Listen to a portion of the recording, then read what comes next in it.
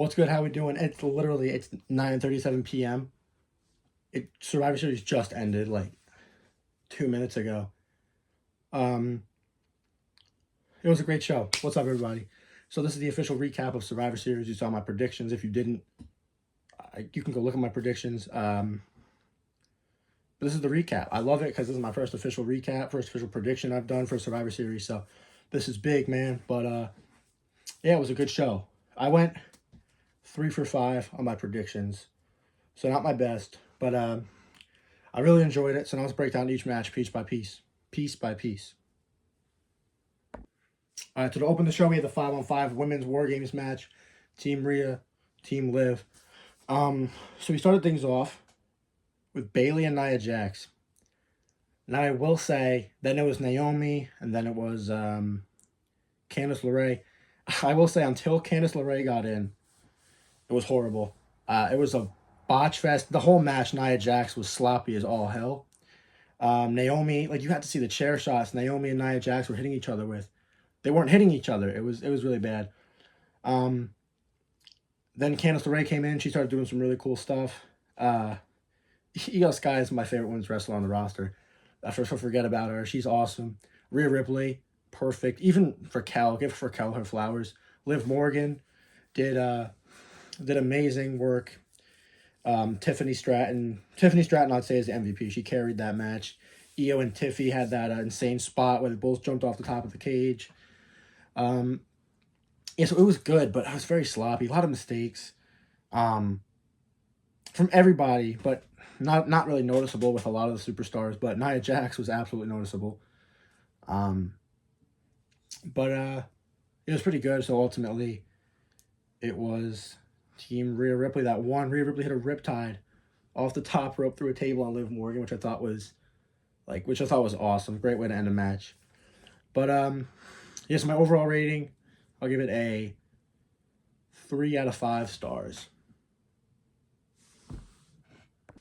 All right, the second match on the card, Shinsuke Nakamura versus LA Knight. Yeah. I can't believe it. I'm so happy. So Shinsuke Nakamura had one of the entrances of the year. It was so awesome. He had like a samurai outfit on, walked out in the dark, sick. Then LA Knight came out, had his typical entrance. The crowd sucked. They put a decibel thing counter on the screen.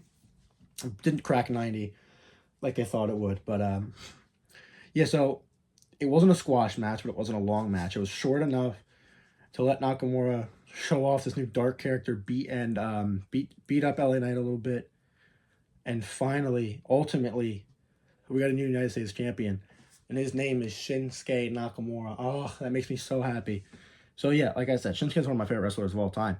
And I've seen something in Nakamura for years.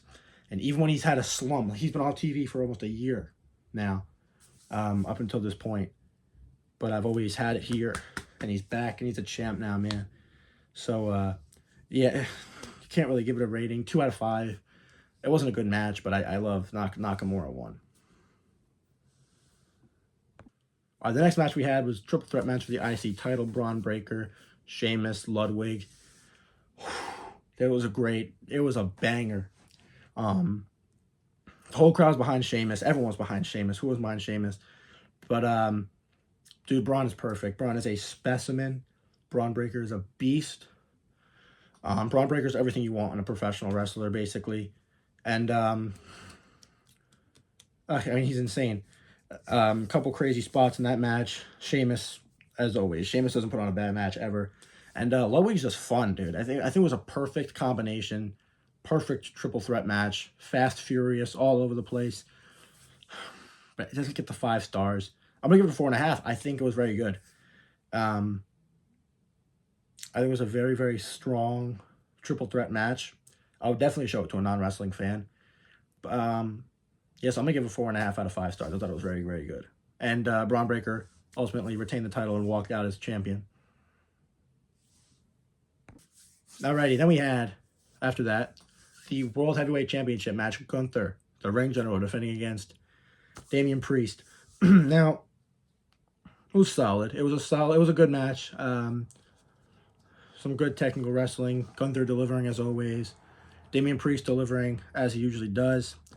And what looked like a horrendously botched spot actually was proven to be like intended, because they were on the top rope and Gunther fell and Priest fell to the outside. Ref was checking on Damian Priest. I was like, oh my God, they just messed that up so bad. And then he went to the ring to check on Gunther, and the crowd starts going crazy. Finn Balor is back. Finn Balor hit a coup de grace off the steel steps to Damian Priest. Then Gunther kicked Finn Balor. And then he powerbombed Priest, chokeslam Priest, and retained. But I thought it was a great match. And Damian Priest like hurt his arm. But I thought it was very good. I thought they worked with what they had. I'm going to give it a 4 stars. All right, and then, man, main event, men's War Games, 5-on-5, Bloodline Civil War. It was the OG Bloodline and CM Punk versus the new Bloodline and Bronson Reed. So we started things off with Tama Tonga, Jey Uso. The crowd was fantastic for this match. Ooh. First 2 people in the ring were Jey Uso and Tama Tonga, and there was OTC chants, CM Punk chants, Sami Zayn chants, FU Solo chants. They weren't blacking out the broadcast when the crowd was chanting curse words, which was so refreshing. There was Jimmy Uso chants.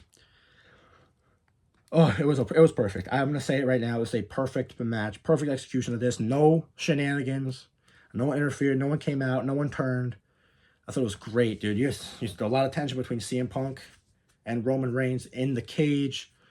Roman was trying to go out. CM Punk nudged him out of the way and went in front of him. Thought that was you can feel the heat. And but yeah, Jacob Fatu is goated, dude. Jacob Fatu is a legend, man. So he went crazy. Bronson Reed went off the top of the cage, missed the tsunami, went to a table. Crazy. Tama Tonga and Tonga Loa did great. Solo's such a good heel, man. Roman went so crazy. He climbed the cage and fought all of them off. He climbed in because they locked him out. See what else? Dude, Jimmy Uso hit a splash off the top of the cage through a table to Jacob Fatu. Was it Jacob Fatu? I thought it was Tonga Loa, actually.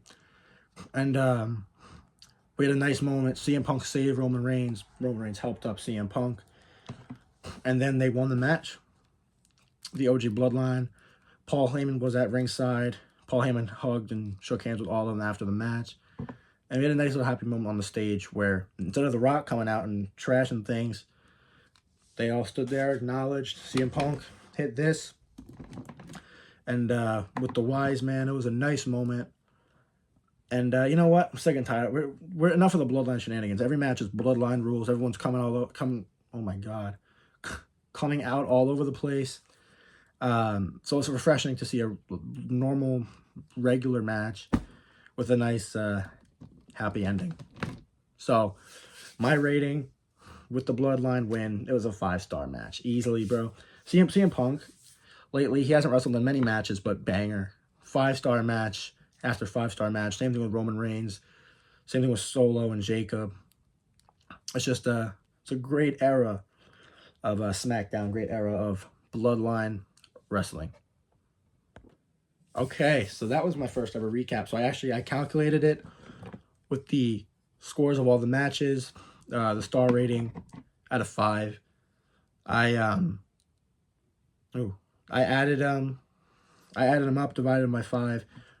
The overall rating of the show, 3.7. I think that Nakamura match really brought it down, but it was a win. So I think even if I brought up a couple more points, I definitely didn't feel like a 3.5-star show. I thought it was definitely a 4.5-star show. That's what the average came out to, but I was thoroughly entertained the entire time. And even though the women's match was a botch fest, I was very entertained. Very entertaining match. I thought it was a very damn good execution of Survivor Series. Very good. Both War Games matches were good. There wasn't really a match that leaves me disappointed. If the Nakamura match was bad and LA Knight retained, I would have been a little more disappointed. But I mean, that in itself is a moment. So I am left very, very satisfied. And yeah, that is my first ever pay-per-view recap. So it's 9:48 on the Saturday after Survivor Series. I'm going to edit tonight, and it's going up on Sunday. You'll be able to watch it on Sunday, as well as my review on Jay White. So I'm loving this, man. I told you we were going to start pumping things out, which we definitely are. So I love it. Thank you all so much. And stay tuned for the next pay-per-view big event, because I'll be right here. Peace.